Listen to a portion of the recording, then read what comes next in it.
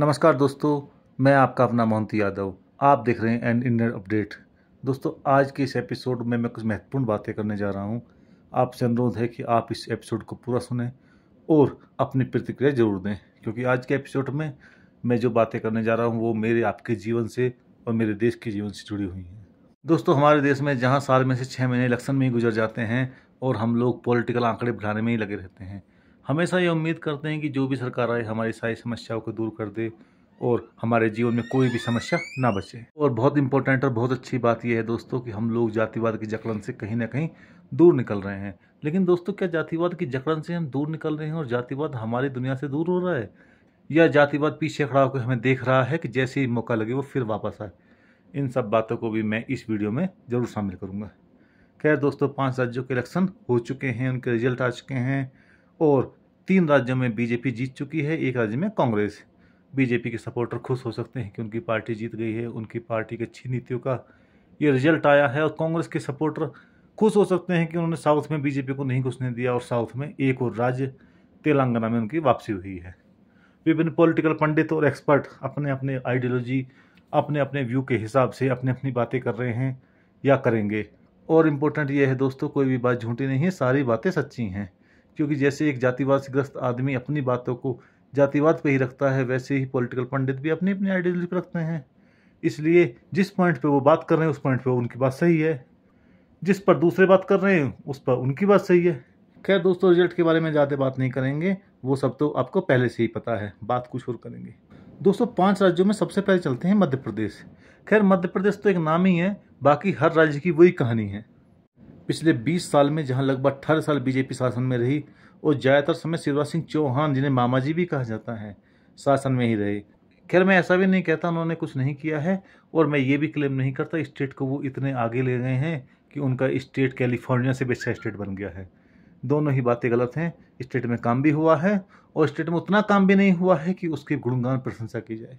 लेकिन दोस्तों, इतने लंबे समय शासन के बाद भी बीजेपी सरकार ने स्टेट में क्या किया है, स्टेट का कितना कायाकल्प हुआ है, इंडस्ट्री कितनी आई है, रोजगार के कितने अवसर पैदा हुए हैं, जीवन स्तर में कितना बदलाव हुआ है, जीवन प्रत्याशा कितनी बढ़ी है, आर्थिक हालात कैसे हैं, किसानों की कंडीशन कैसी है, कोई बदलाव आया भी है या नहीं आया है, लॉ एंड ऑर्डर कैसा है, जातिवाद की स्थिति क्या है, क्या कंडीशन में स्टेट चल रहा है। ऐसी कितने ही प्रमुख प्रश्न हैं और मुद्दे हैं जो इलेक्शन के प्रमुख मुद्दे होने चाहिए थे। लेकिन ना तो बीजेपी ने और ना ही कांग्रेस ने इन मुद्दों को मुद्दा बनाने की कोशिश की, बल्कि मुद्दा तो कुछ और ही बना। प्रचार के दौरान ये सब मुद्दे लगभग गायब ही रहे और इलेक्शन में चल रहा था कि कौन सी पार्टी कितनी फ्री बीज का वादा करे, पूरे हो या ना हो, लेकिन सब कुछ हम फ्री में दे देंगे। यह बोलने में कोई भी पार्टी पीछे नहीं थी। स्टेट कहाँ जाएगा, इकोनॉमिक क्या हाल होगा, ना तो किसी को मतलब था, ना ही कोई डिस्कशन करना चाहता था। बस फ्री में दे देंगे और हम लोग फ्री में ले लेंगे। सारा इलेक्शन इसी पर चला हुआ था। पिछले 20 साल में बीजेपी सरकार ने जो काम किए थे, शायद वो काम उतने पर्याप्त नहीं थे कि वो इलेक्शन जितवा सकें। इसलिए लास्ट मोमेंट पर सरकार के द्वारा लाडली योजना लाई गई, जिसमें प्रत्येक महिला को लगभग 1250 रुपये प्रति महीना दिए जा रहे थे और उसे धीरे धीरे बढ़ाकर 3000 रुपये करने का वादा भी किया गया। और सारा इलेक्शन इसी के चारों तरफ न सिर्फ लड़ा गया बल्कि जीता भी गया। ये फ्रीबीज देश को, प्रदेश को कहाँ लेके जाएंगे, इसका ना तो उन नेताओं को मतलब है जो इन फ्रीबीज की लगातार घोषणा कर रहे हैं, और ना ही आम जनता यानी कि हम लोगों को मतलब है कि इससे हमारा प्रदेश, हमारा देश कहाँ जाएगा, इकोनॉमिक कंडीशन क्या होगी, आने वाला भविष्य क्या होगा।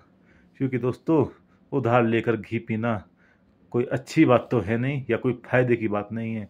आज बेशक अच्छा लगे, लेकिन भविष्य तो ठीक नहीं है उससे। ऐसा नहीं है दोस्तों किसी को पता नहीं है, पता सभी को है। नेताओं को भी पता है, हमें भी पता है, लेकिन मानेंगे नहीं। जब हम ही नहीं मानेंगे तो नेता क्यों मानेंगे? उनका प्रोफेशन है पॉलिटिक्स करना, और हमारा प्रोफेशन क्या है शायद हमें भी नहीं पता। लेकिन इन सब मुद्दों पे जिस तरह से फ्रीबीज मुद्दे बनते जा रहे हैं, मुझे नहीं लगता कि हमें अपने देश की, हमें प्रदेश के हित की कुछ पड़ी है। दोस्तों, अब आते हैं राजस्थान, जहाँ पे प्रत्येक 5 साल में सत्ता बदलने का रिवाज है, और रिवाज इस बार भी कायम रहा। कांग्रेस कोशिश कर रही थी रिवाज को बदलने की, यानी कि वापस सत्ता में आने की, लेकिन रिवाज नहीं बदला। कांग्रेस सत्ता से बाहर हो गई और 5 साल बाद बीजेपी वापस सत्ता में आ गई। लेकिन 5 साल के शासन के बाद भी कांग्रेस ऐसा कोई मुद्दा नहीं बना सकी या अपनी उपलब्धि नहीं बता सकी जिसमें कह सके कि हाँ, हमने 5 साल में कम से कम ये काम किया है और कम से कम इस काम पे हमें वोट दो। मुद्दे क्या बन रहे थे? हम किसानों को फ्री दे देंगे, हम ओपीएस कर देंगे, हम सिलेंडर सस्ता कर देंगे, मतलब कि हम जो भी देंगे हम फ्री में बांटते रहेंगे, उसके पैसे कहाँ से आएंगे इसका कोई ना प्लान है, ना प्लान बताने की ज़रूरत है। और सबसे बड़ी बात, आम लोगों को प्लान सुनने की भी ज़रूरत नहीं है, उन्हें सिर्फ किसी ने वादा कर दिया है, उस वादे को हम मान लेंगे।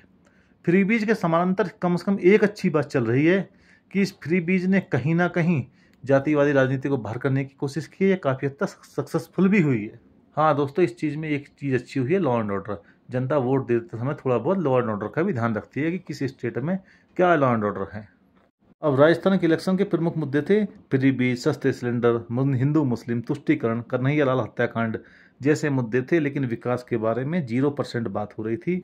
दोस्तों, अंग्रेजी में एक कहावत है, there is no free lunch, मतलब दुनिया में कोई भी चीज़ फ्री नहीं होती। लेकिन न जाने हम कब इस बात को समझेंगे कि कुछ भी चीज़ सस्ता नहीं है, हर चीज़ की एक कीमत होती है। लेकिन विडंबना यह है कि दोनों ही स्टेट में वोट विकास या प्रशासन के नाम पर नहीं, बल्कि फ्री बीज के नाम पर पड़ा।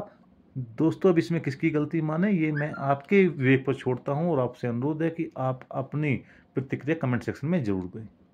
अब दोस्तों आते हैं छत्तीसगढ़ तेलंगाना। यहाँ भी की कहानी अलग नहीं है, वोट वहाँ भी फ्री बीज के नाम पर ही पड़ा, विकास प्रशासन जाए भाड़ में, और जनता ने कम से कम कहीं ना कहीं फ्री बीज के साथ में लॉ एंड ऑर्डर को भी ध्यान में रखा। इसके लिए तो जनता को साधुवाद दिया जाता है, और कहीं ना कहीं जातिवाद का धमक इस इलेक्शन में थोड़ी कम दिखाई दी।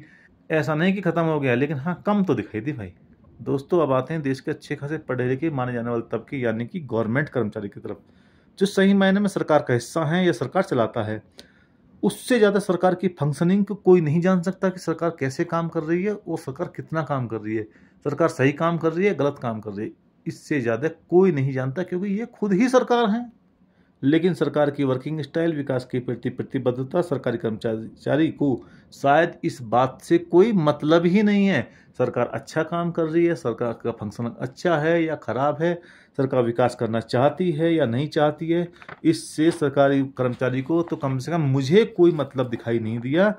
बस हमारा ओपीएस लागू कर दो, देश को चाहे इसकी कोई भी कीमत चुकानी पड़े, बस हमें ओपीएस दे दो। हमें बाकी चीज़ से कोई मतलब नहीं है, ना हमें देश के इंफ्रास्ट्रक्चर से मतलब है, ना हमें सेना के मॉडर्नाइजेशन से मतलब है, ना फॉरेन पॉलिसी से मतलब है, ना सरकार की फंक्शनिंग से मतलब है, ना भ्रष्टाचार से मतलब है, ना ही इकोनॉमिक एक्सपर्ट की ओपिनियन से मतलब है, या देश के ऊपर ओपीएस लागू होने का नेगेटिव पॉजिटिव क्या फ़र्क पड़ेगा, हमें इस बात से कोई मतलब नहीं है। बस सब चीज़ जाओ भाड़ में, मुझे मेरा ओपीएस चाहिए, बाकी मुझे किसी चीज़ से कोई मतलब नहीं।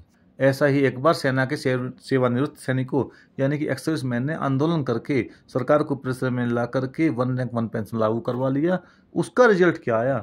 2010-11 में जो वेतन और भत्तों पे हम लोग 49% सब्जेक्ट खर्च कर रहे थे, वो 2021-22 तक बढ़ते बढ़ते लगभग 61% हो गया। तो उससे 12% कहाँ से काटा गया? ये हमारे इंफ्रास्ट्रक्चर, हमारे सेना के मॉडर्नाइजेशन, अच्छी क्वालिटी की वेपनरी, इन सब से ही तो काटा गया। लेकिन इसके बारे में हम बात नहीं करेंगे, बस हमें ओपीएस चाहिए। हम भारत सरकार नहीं हैं, हमें ओपीएस चाहिए। काम वाम तो हम जैसा करेंगे ठीक है, लेकिन ओपीएस चाहिए। हमारा ये एटीट्यूड है, हम सरकार चुनते हैं, मुझे क्या मिला, हमें इस बात से कोई मतलब नहीं है सरकार देश के लिए क्या करेगी, देश कहाँ जाएगा, प्रदेश कहाँ जाएगा, स्टेट कहाँ जाएगा, कोई मतलब नहीं है। बस मुझे फ्री चाहिए और फ्री ही चाहिए। लेकिन दोस्तों, हमारे देश की जातिवादी राजनीति में फ्री बीज घुसी कहाँ से? जब हम निकट पास्ट में जाते हैं तो ये 2009 में हम पहुंचते हैं, जहां संसदीय चुनावों से पहले कांग्रेस ने किसानों की कर्ज माफी का घोषणा करके इलेक्शन जीत लिया था और सक्सेसफुली इस चीज का इस्तेमाल किया था।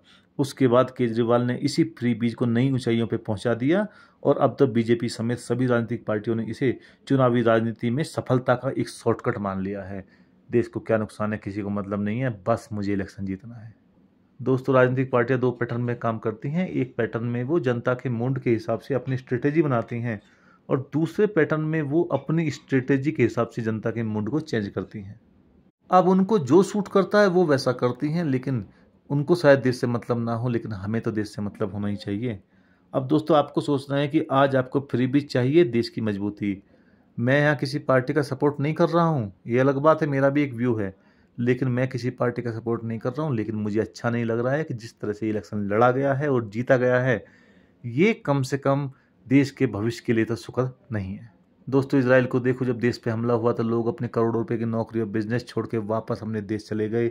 अपनी सेना को, अपनी यूनिट को दोबारा ज्वाइन कर लिया, क्योंकि उन्हें अपने देश से मतलब है। यहूदियों से पूछो, 2000 साल तक दर दर भटकने के बाद आज वो समझे कि अपना देश होगा तो जिंदे रहेंगे, नहीं तो सब कुछ खत्म हो जाएगा। दोस्तों फ्रीबीज देश के लिए एक संकट है, और देश का संकट मतलब हमारा संकट है, इसलिए हमें इस संकट को बुलावा नहीं देना चाहिए। दोस्तों आपसे अनुरोध है कि आप इन प्रश्नों पर विचार करें और अपनी प्रतिक्रिया कमेंट सेक्शन में दें। वीडियो अगर पसंद आया हो तो आप दोस्तों वीडियो को लाइक करें और चैनल को सब्सक्राइब जरूर करें। जय हिंद दोस्तों, वंदे मातरम, भारत माता की जय।